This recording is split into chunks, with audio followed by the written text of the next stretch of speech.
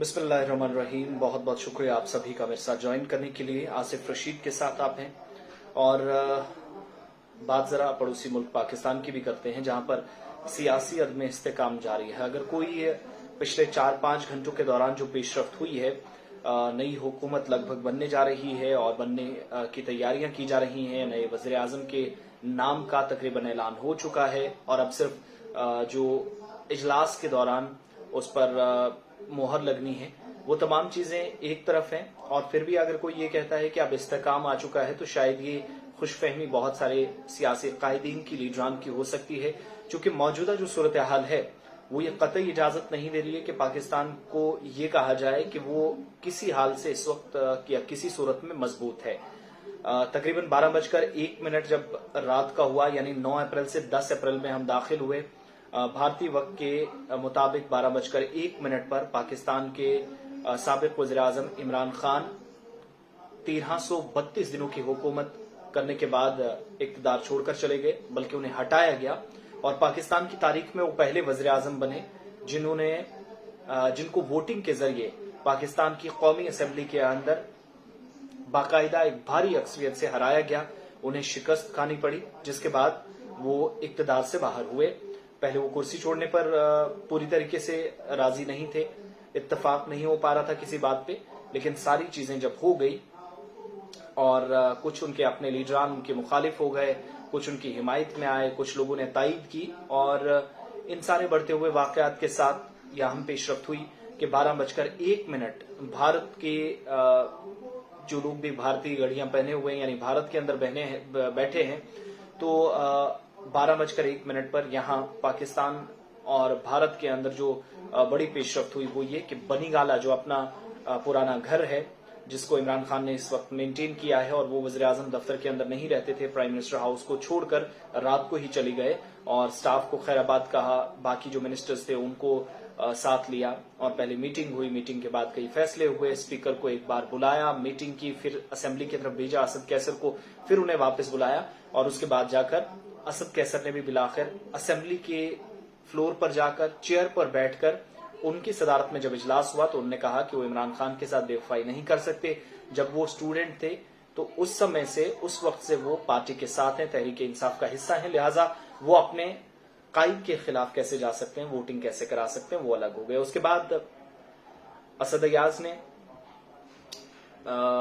Charge संभाला, जो कि उसी पैनल का हिस्सा थे। अगर स्पीकर और डिप्टी स्पीकर अवेलेबल होते हैं, दोनों प्रेजेंट नहीं हो या मुस्ताफी हो जाए किसी वजह से, तो रूलिंग वो भी दे सकता है, वोटिंग करा सकता है। अपोजिशन में जो टॉप मोस्ट लीडर्स में से, और चूंकि असद अयाज साबिका लीडर्स में से हैं और लीडर ऑफ अपोजिशन भी वो एक बार रह चुके हैं, और अब जाकर इस बार जो कि असेंबली माजी में चलती रही है नवाज शरीफ के होते हुए, तब वो असेंबली के स्पीकर के तौर पर काम करते थे, तो उन्होंने वोटिंग कराई और 174 वोट पीटीआई के जो अरकान थे उन्होंने बॉयकॉट किया, एक साइड हो गए, और कुछ जो सांसद थे, कुछ अरकान असेंबली थे, वो बाहर निकल गए, चले गए। एक दो वहां पर बचे जिनने तकरीबन 1-1.5 घंटे तक बहस की, जिनमें मोहम्मद अली भी एक थे। लेकिन 174 वोट जो कि इमरान खान के खिलाफ पड़े, और इस तरीके से अदम एतमाद की जो तहरीक थी वो कामयाब हुई। इमरान खान एतमाद की जो तहरीक थी उसमें कामयाब होने में नाकाम रहे।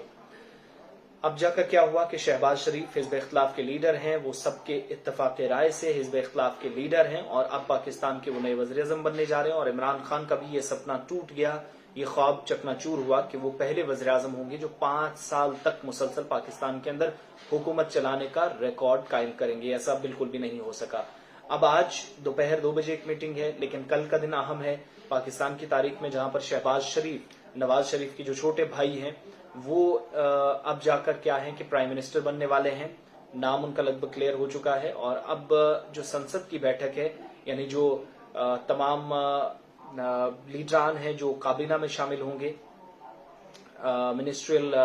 स्टेटस जो है वो एंजॉय करेंगे। उन सभी लोगों के साथ बातचीत के बाद उनके नाम पर फाइनल स्टैंप लगा दी जाएगी, और हो सकता है ऐसा भी, हालांकि कोई क्लियरेंस नहीं है, लेकिन नवाज शरीफ भी वापस आ जाए, चूंकि इमरान खान जाने के बाद उनकी बीमारी सारी दूर हो गई है। असली डर उनके लिए जो था वो इमरान खान था। इसके बाद पाकिस्तान के अंदर इस वक्त मीडिया 2 धड़ों में हो गया है, एक दूसरे पर इल्जामात, गंदी लैंग्वेज का इस्तेमाल, और हामिद मीर और सलीम साफी اور عمران خان اور اس کے علاوہ عائشہ جیسے جو سینئر اینکرز تھے پاکستان کے اندر جن کی کافی خدمات رہی ہیں، انہوں نے وزیر اعظم کے خلاف ان پارلیمنٹری لینگویج کا استعمال کیا، جس پر بہت سارے اپوزیشن کے لوگ بھڑک پڑے ہیں یا پی ٹی آئی کے ارکان انہیں ٹارگٹ کر رہے ہیں۔ اور عمران خان کا آج صبح پہلا بیان آیا بنگالہ سے کہ وہ ابھی بھی جھکیں گے نہیں، امپورٹڈ حکومت کو تسلیم نہیں کرتے، یعنی وہ مانتے ہیں کہ باہر سے لائی گئی ہوئی ایک باقاعدہ سازش کے تحت حکومت پاکستان کے اندر گرائی گئی اور نئی حکومت بنائی گئی جو امریکہ کے ساتھ بہتر تعلقات رکھے، جس کے وہ بھی خواہاں تھے، لیکن کچھ تلخیاں رہیں جب افغانستان کے اندر کشیدگی تھی۔ چونکہ افغانستان کے اندر جب آپ داخل ہوتے ہیں تو پاکستان اس کا گیٹ وے مانا جاتا ہے، اصلی راستہ جو ساؤتھ ایشیا سے ہے، اس لیے امریکہ چاہتا تھا کہ اس حکومت کو ہٹایا جائے، یہ عمران خان کا موقف ہے تاکہ افغانستان کے اندر اس کی مداخلت برقرار رہے۔ اب جا کر بلاول بھٹو نے تاریخ کا ایک اہم حصہ قرار دیا۔ ادھر رات کو ہی تقریباً 1 بجے کے آس پاس جو ایئرپورٹ ایویشن اتھارٹیز ہیں ان سب کو ایک خط چلا گیا ہے۔ اس خط کے مطابق شاہ محمود قریشی جو وزیر خارجہ تھے، اس کے علاوہ وزیر قانون اور وزیر سائنس ٹیکنالوجی جو فواد چودھری تھے جن کی زبان کبھی بھی صحیح نہیں چلتی تھی، ان کے خلاف جس طریقے سے بیان آ رہے تھے ان کا نام بھی اس فہرست میں، اور عمران خان کا بھی، ان 3 لوگوں سمیت یا باقی بھی کچھ لوگ اور سرکار کے سینئر آفیشلز، انہیں یہ کہا گیا کہ وہ یعنی ایئرپورٹ اتھارٹیز کو اس خط میں کہا گیا کہ کسی بھی ان لیڈرز میں سے کوئی بھی اگر آپ کے یہاں ایئرپورٹ آتا ہے تو اسے باہر نہ نکلنے دیا جائے، یعنی کوئی ملک سے فرار ہونے کی کوشش کرے اس کی اس کوشش کو کامیاب نہ ہونے دیا جائے۔ اس پر بھی سب کی نظریں ہیں، ہو سکتا ہے عمران خان فرار ہو جائیں۔ عمران خان نے یہ بھی شرطیں رکھی کہ نیب کے تحت ان کے خلاف کارروائی نہ ہو، کیسز نہ کھولے جائیں، وہ استعفیٰ دیتے یہ بھی کہہ رہے تھے، لیکن